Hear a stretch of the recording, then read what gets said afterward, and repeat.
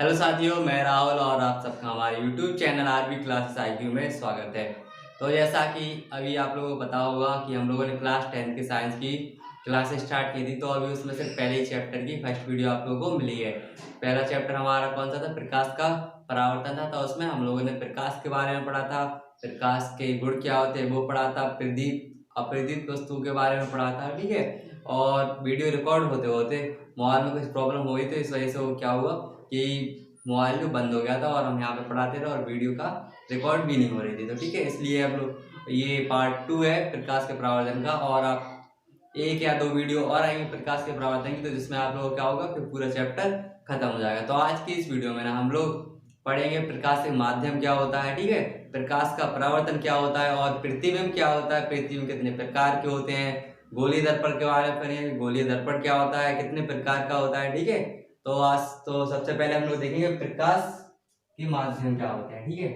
तो जो प्रकाश के माध्यम रहते हैं ना, वो हमारे पास तीन प्रकार के होते हैं। पहला हमारे पास रहता है पारदर्शी माध्यम।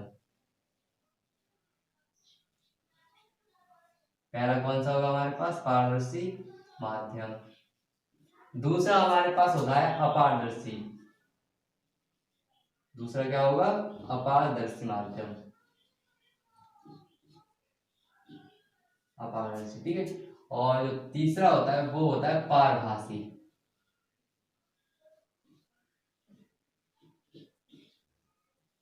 तीसरा जो हमारे पास है कौन सा होगा?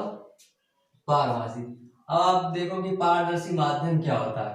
पारदर्शी आप लोग जानते ही होंगे कि क्या होता है, जिस वस्तु के हम लोग क्या आर पार देखा जा सके उसे हम लोग क्या कहते हैं? पारदर्शी कहते हैं। और अपारदर्शी क्या होता कि हम जिस वस्तु के आर पार देखा नहीं जा सकता उसे हम क्या पारभासी कहते हैं, अपारभासी कहते हैं, ठीक है। तो पारदर्शी माध्यम में कुछ ऐसा ही है कि जिस वस्तु से, ठीक है, जिस वस्तु से प्रकाश आर पार चला जाए, ठीक है, क्या होता है, जिस वस्तु से प्रकाश, जिस वस्तु से क्या होता, प्रकाश जो है ना वो आर पार चला जाए, आर पार निकल जाए, आर पार निकल जाए, वो हमारा क्या कहलाता? पारदर्शी। जैसे क्या होता हमारे पास? वायु हुई, जल हुआ आदि, ठीक है। वायु है, जल है आदि, ठीक है। पारदर्शी माध्यम क्या हो गया कि जिस वस्तु से प्रकाश आर पार निकल जाए उसे हम लोग क्या कहते हैं? पारदर्शी माध्यम कहते हैं। जैसे वायु है, जल है, इनसे क्या होता है? प्रकाश आर पार जा सकता है। और अपारदर्शी क्या होता है? आप लोग जानते ही होंगे कि अपारदर्शी जिस वस्तु के हम लोग आर पार नहीं दे सकते, तो ऐसे इसमें क्या हुआ कि जिस वस्तु से प्रकाश आर पार नहीं जा सकता, क्या होगा कि जिस वस्तु से प्रकाश आर पार नहीं जा सकता हम उसे क्या कहेंगे? अपारदर्शी माध्यम कहते हैं।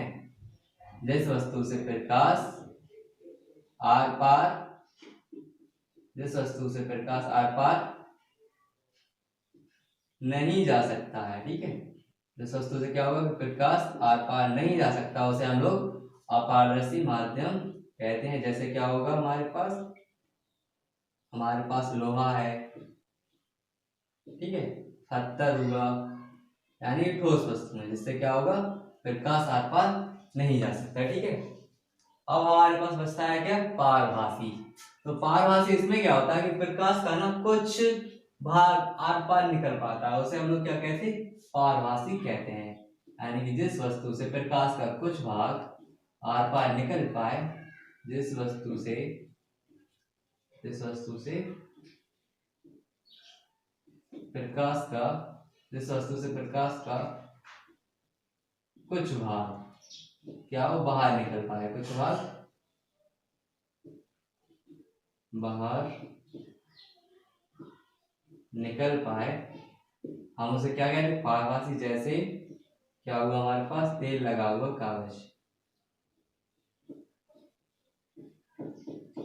तेल लगा हुआ कागज, ठीक है। ये हमारे पास क्या होते हैं? प्रकाशित माध्यम कहलाते हैं। पहला कौन सा होता है? पारदर्शी माध्यम, दूसरा अपारदर्शी माध्यम, और तीसरा पारभासी माध्यम। पारदर्शी माध्यम क्या होता है कि जिस वस्तु से प्रकाश का भाग जो है आर पार जा सके हम उसे क्या कहते हैं? पारदर्शी माध्यम कहते हैं जैसे वायु जल, और अपारदर्शी माध्यम क्या होता है कि जिस वस्तु से प्रकाश आर पार नहीं जा सकता हम उसे अपारदर्शी माध्यम कहते हैं, जैसे हमारे पास लोहा पत्थर है। और पारदर्शी क्या होगा कि जिस वस्तु से प्रकाश का कुछ भाग बाहर निकल पाए उसे हम लोग क्या कहते हैं पारदर्शी, जैसे ऑयल लगा हुआ कागज। तो इसके बाद हम लोग क्या पढ़ेंगे प्रकाश का परावर्तन पढ़ेंगे। ठीक है, आप लोगों ने देखा होगा कि प्रकाश का परावर्तन ना, परावर्तन क्या होता है, जैसे हम लोग घर में हम लोग हमारे पास आईना रहता जिसमें हम लोग अपना चेहरा देखते हैं। ठीक है, यदि उस आईने को ना जहाँ सूर्य रहता तो हम उसके सामने उस आईने को करें तो क्या होगा, सूर्य की जो किरणें हैं उस आईने पे पड़ के और दूसरी ओर परावर्तित हो जाएंगी और एक जगह क्या होगा चित्र बना देगी वो। तो हम लोग उसके क्या कहते हैं प्रकाश का परावर्तन कहते हैं। तो आइए जानते हैं कि प्रकाश का परावर्तन क्या होता है।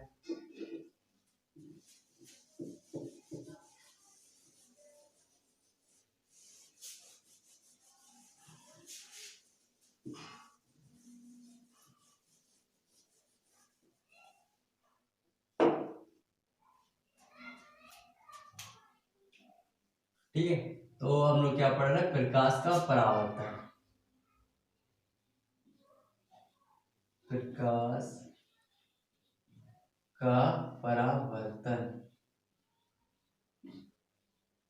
तो हम लोग क्या करेंगे, हमने एक आईना लिया, ये M1 हुए हमारे पास और ये M2, और यहाँ पे पॉलिश कर देंगे पीछे आए।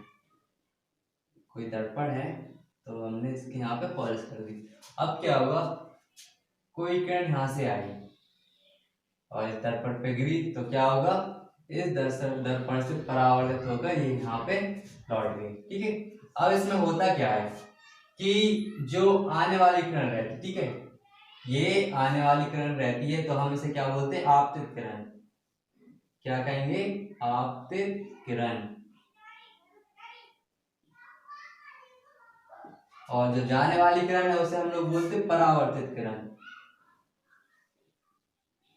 ठीक है, जो आने वाली किरण आपतित और जो जाने वाली किरण है वो होती है परावर्तित। और हमारे पास यहाँ पे बीच में होता है एक अभिलंब। क्या होता है हमारे पास बीच में एक अभिलंब, ये होता है हमारे पास आपतन कोण और ये होता है हमारे पास परावर्तन कोण। ठीक है, अब आप लोगों को इसमें लिखना है कि प्रकाश का परावर्तन होता क्या है। तो आप लोग इसी से देख सकते हैं कि जब कोई प्रकाश की किरण किसी चमकदार वस्तु पर पड़ती है तो उस वस्तु में क्या होता कि उस प्रकाश की किरण परावर्तित हो जाती है, और इस क्रिया को हम लोग क्या कहते हैं प्रकाश का परावर्तन कहते हैं। या फिर हम ये भी कह सकते हैं कि जब कोई वस्तु किसी चमकदार वस्तु पर कोई प्रकाश की किरण पड़ती है और वो उसी दिशा में वापस लौट आती है तो इस प्रकार क्या होता है कि प्रकाश का आकर वापस जाने की क्रिया को हम प्रकाश का परावर्तन कहते हैं। और प्रकाश क्या होता है कि प्रकाश के परावर्तन के दो नियम रहते हैं। ठीक है, तो हम लोग पहले लिखेंगे प्रकाश का परावर्तन क्या होता है कि जब कोई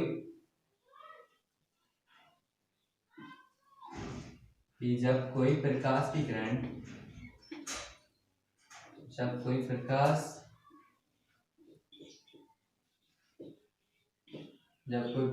की किरण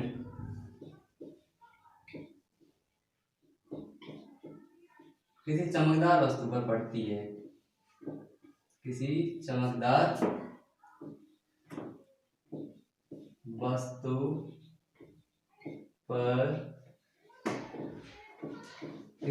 वस्तु पर पड़ती है तो वह उसी दिशा में वापस लौट जाती है, तो वह उसी दिशा में परावर्तित हो जाती है।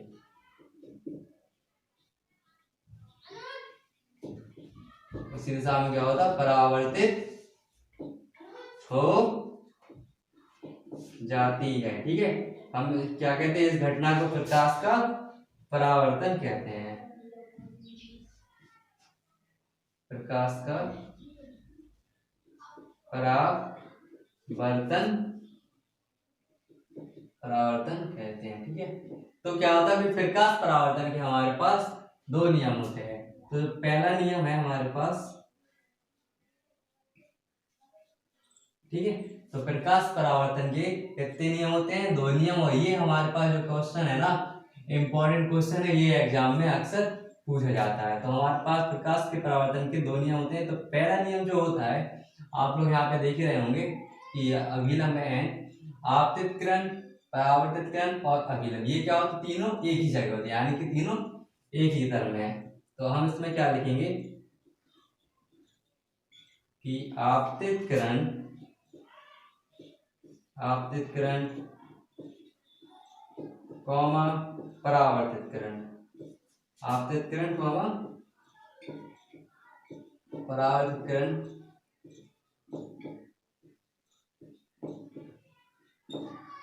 तथा अभिलंब, ये क्या होता है, तीनों एक ही तल में होते हैं, तीनों एक ही तल में होते हैं। ठीक है। जो हमारे पास दूसरा नियम होता है वो होता है कि आपतन कोण और परावर्तन कोण सदैव आपस में कैसे होंगे, बराबर होते हैं। तो हमारे पास क्या होगा, आपतन कोण कॉमा परावर्तन कोण क्या वो सदैव आपस में बराबर होते हैं, सदैव आपस में बराबर होते हैं, यानी कि कोण आई बराबर कोण आर, ये हमारे पास प्रकाश का परावर्तन हुआ। ठीक है। प्रकाश का परावर्तन क्या होता है कि जब कोई प्रकाश की किरण किसी चमकदार वस्तु पर पड़ती है तो प्रकाश की किरण परावर्तित हो जाती है और इस घटना को हम प्रकाश का परावर्तन कहते हैं। प्रकाश परावर्तन के हमारे पास कितने दो नियम होते हैं, पहला कि आपतित किरण, परावर्तित किरण और हमारे पास अभिलंब, ये तीनों क्या होते हैं, एक ही तल में होते हैं। ठीक है। और दूसरा आपतन कोण, परावर्तन कोण सदैव आपस में कैसे बराबर होते हैं, है ना। इसके बाद क्या पढ़ने वाले थे, प्रतिबिंब के बारे में पढ़ेंगे। ठीक है, कि प्रतिबिंब क्या होता है।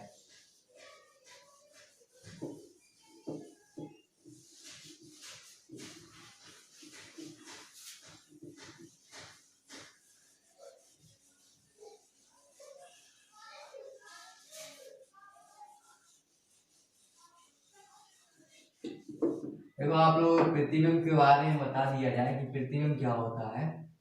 तो जो हमारे पास प्रतिबिंब है, ठीक है, प्रतिबिंब, आप लोग प्रतिबिंब से क्या समझ सकते हैं। ठीक है, प्रतिबिंब हमारे पास होता क्या है, इमेज होती है। ठीक है, प्रतिबिंब इमेज होती है। ठीक है, हम लोग क्या करते हैं, आप लोगों ने घर में आईना देखा होगा। ठीक है, तो जो आईना रहता है हमारे पास, यदि हम उस आईने के सामने जाकर खड़े हो जाएं तो क्या होगा कि उस दर्पण में हमारी क्या होती है, प्रतिबिंब बन जाती है। तो इसी को हम लोग क्या कहते हैं, प्रतिबिंब कहते हैं। यदि हम किसी दर्पण के सामने किसी वस्तु को रखें और उस वस्तु का जो प्रतिबिंब है यदि उस दर्पण में बन जाए तो इस घटना को हम लोग क्या कहेंगे, प्रतिबिंब कहते हैं। और प्रतिबिंब क्या होता है, हमारे पास दो प्रकार का होता है। पहला होता है हमारे पास वास्तविक प्रतिबिंब, दूसरा होता है आभासी प्रतिबिंब। ठीक है, यदि ये हमारे पास मार्कर है और यदि हम इस मार्कर को दर्पण के सामने ले जाएं तो क्या होगा, ये मार्कर उस दर्पण में दिखाएगा, तो ये क्या हो गया, प्रतिबिंब हो गया। ठीक है, तो हम लोग क्या लिखेंगे इसमें कि प्रतिबिंब क्या होता है कि जब किसी वस्तु को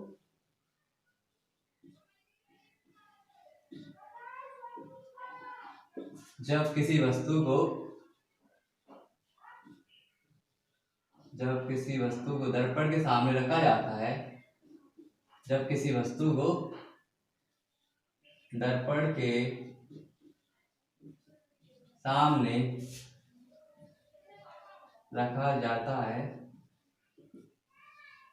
रखा जाता है तो उस दर्पण में